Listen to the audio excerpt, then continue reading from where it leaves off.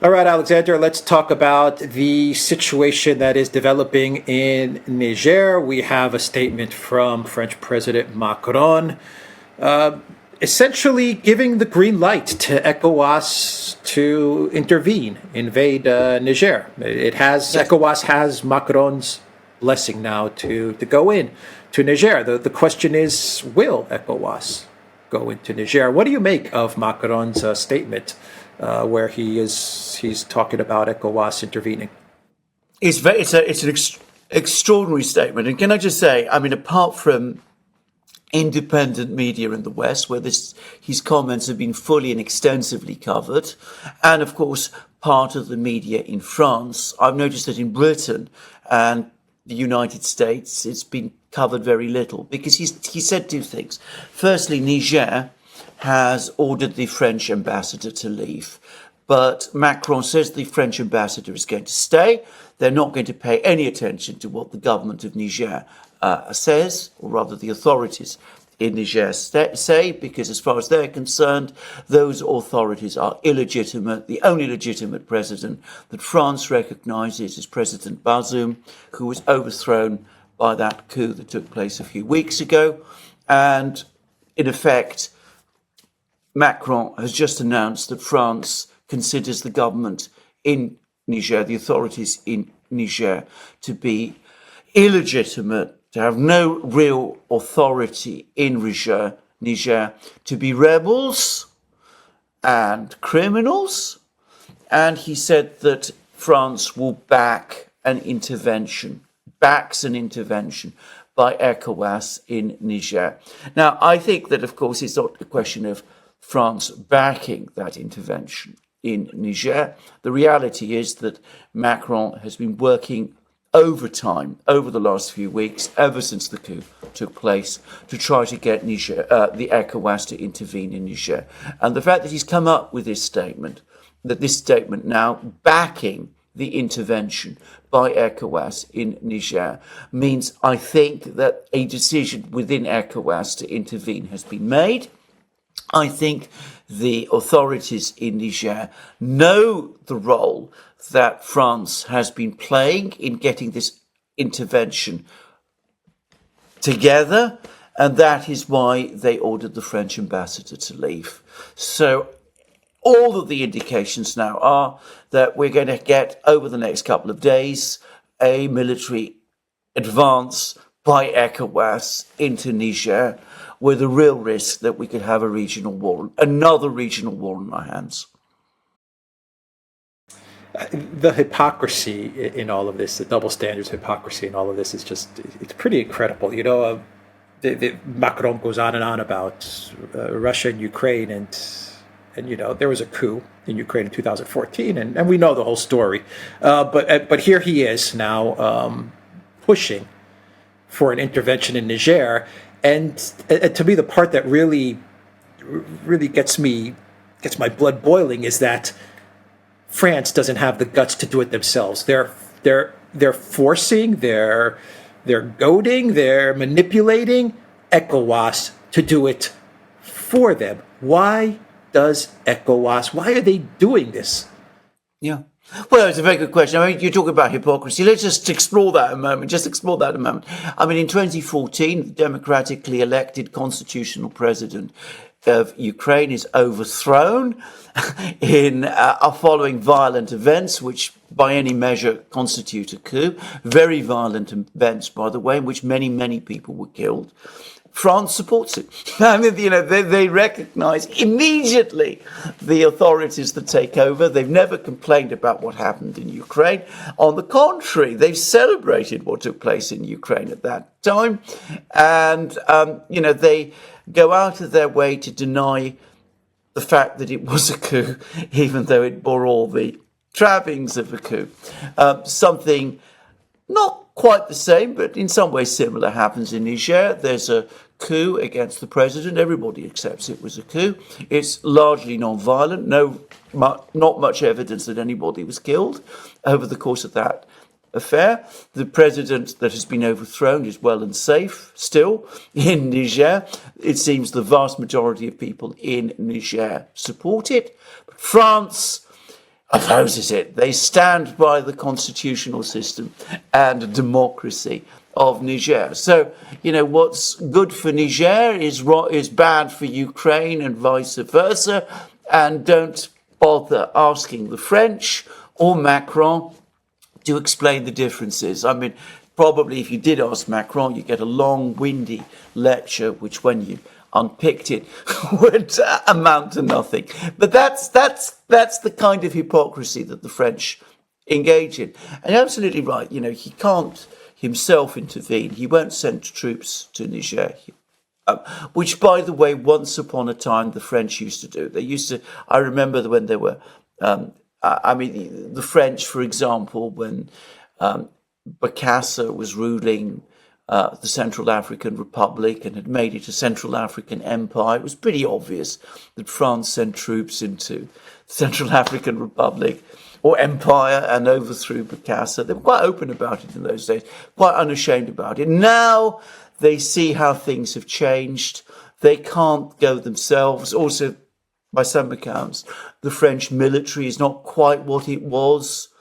So, and, they're very angry with Macron anyway. So he gets others to do France's dirty work for them. He gets the countries of West Africa, the ECOWAS states.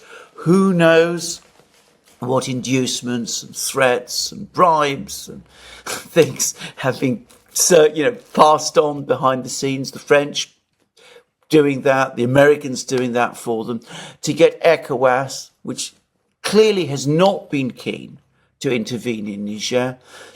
The African Union, dead against this intervention altogether. Other regional states, Chad, Burkina Faso, Mali against it, opposing it, Algeria opposing it. But nonetheless, you get these other states to go into Niger, possibly find themselves in a prolonged war in Niger. Who knows? But it's certainly a possibility. Of course, if it succeeds, if the old system is restored, if France is back in control of Niger, well, Macron will no doubt say it's a job well done. But if all blows up and goes horribly wrong, Macron can say to himself, well, I'm not directly involved. I can pretend that it's nothing to do with me. I can shed tears about the crisis in West Africa and blame it on someone else. As you said, incredibly cowardly. Again, someone like, in the old days, General de Gaulle would have been revolted by this. He would have been revolted by the hypocrisy, and he'd been revolted by the cowardice. But that is France and Macron today. Is it a stretch to say that in Ukraine the collective West got, one way or another, they managed to get brothers fighting brothers, a brotherly nation fighting a brotherly nation to a certain extent, and in Niger they're about to do the same? And I'm referencing, for example, Nigeria, which is, if there is an ECOWAS intervention, obviously Nigeria is going to be the lead country there. I mean, can you draw that connection, that parallel, and say, what they did to Ukraine and getting this proxy war, getting Ukrainians to fight Russians is very much what they're trying to do in West Africa, where they're going to get a neighbor, a brotherly nation, to fight another brotherly nation. I mean, is that a stretch or no? It's not a stretch at all. I think it's exactly right. I mean, the point to understand about all of these boundaries and frontiers in West Africa is that, of course, they're to a great extent a legacy of colonial times. If you're talking about countries like, say, northern Nigeria and Mali and Niger, I mean, they form part of the same cultural world. And yes, I mean, I'm not going to pretend I am a expert on the languages and nations of West Africa, but they've always been incredibly close to each other. Niger, Nigeria, northern Nigeria, Mali, they always, it seems to me, if you follow the history, that they functioned together. And of course, other areas as well, southern Niger, southern Nigeria, Senegal, you can see the similarities. I mean, the difference was that some of these places were ruled by the British, other places were ruled by the French. They drew the lines, the boundary lines, which have been accepted by these countries. And I'm not suggesting that, nations haven't formed within these boundaries, but obviously they're all deeply interconnected with one another. And the whole point about ECOWAS, and the original point about ECOWAS, and the original point about the African Union, but especially ECOWAS in this region, is that it was intended to bring these fraternal nations close together. But all of that is now being sacrificed to the interests of France, which is, of course, an outsider and the former colonial power, and, of course, also to the geostrategic interests of the neocons in the United States, because they are playing an active role in this as well. How does this boomerang back to damage France or to damage Macron? Like, what are the risks? Well, there are enormous risks. I mean, in getting ECOWAS to do this for him. Well, let's first of all assume that this succeeds, which it might do. I mean, apparently the intervention force is 12,000 strong, which sounds like a lot, but I suspect, given the size of Niger, isn't. But let's assume it succeeds. Let's assume they manage to get through all the way to the capital. There's limited resistance. The former president is restored to power. All of that. What has happened is that, of course, France has nonetheless been exposed. Its unpopularity in Niger is now there for everyone to see. The elite in Niger apparently want to distance themselves from France. The people of Niger want to distance themselves from France. And it turns out that France by itself is not strong enough to act. It has to hide behind other countries, behind ECOWAS and behind the United States.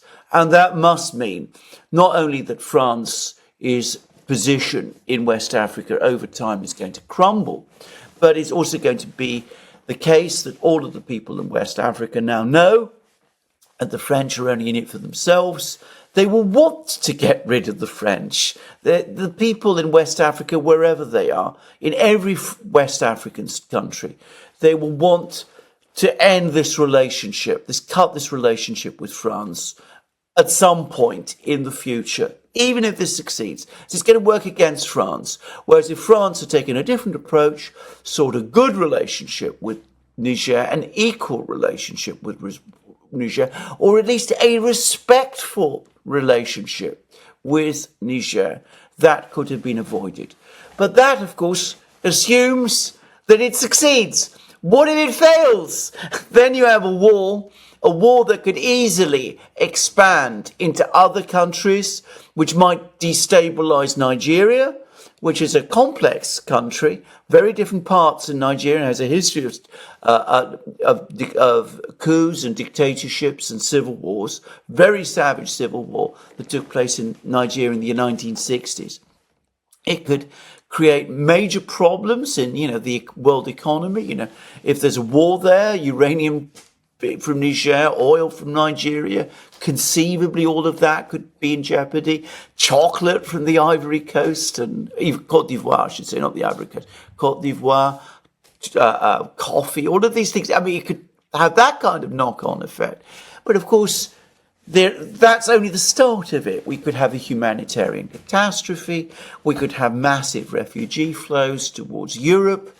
We could have a spread of violent jihadism throughout the region. There are jihadi groups present in all of these countries, in Mali, in Niger, in Burkina Faso, in Nigeria as well. Boko Haram, remember them? I mean, that they could all get more and more traction.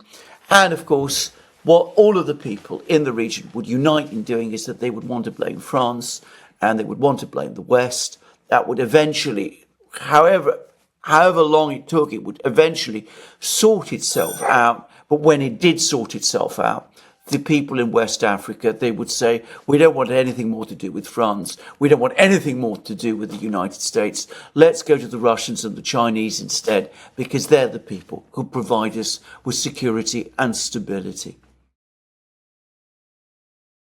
Oh boy. All right. TheDuran.locals.com. We are on Rumble, Odyssey, BitChute, Rockfin, and Telegram. We are also on Twitter as well. So look for us on Twitter. Follow us on Twitter. The Duran Shop, 10% off. Use the code GOODDAY. Take care.